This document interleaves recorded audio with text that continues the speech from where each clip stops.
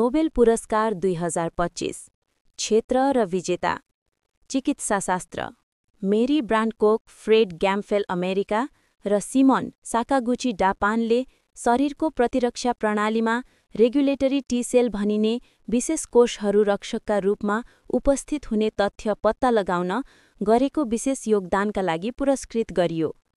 भौतिकशास्त्र John Clarke, Michel इमरान France र जोन एम मार्टिन्स अमेरिका।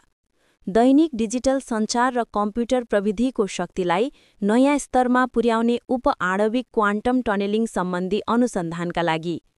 रसायनशास्त्र Susumu Kitagawa Japan, Richard Robson Australia र Omar Yaghi America. Molecular आर्किटेक्चरको नयाँ शैली विकास गरे बापत।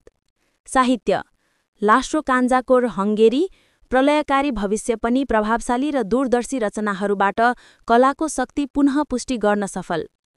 शान्ति मारिया कोरिना मचाडो भेनेजुएला, प्रजातन्त्रको पक्षमा महत्त्वपूर्ण भूमिका निर्वाह गरे बापत।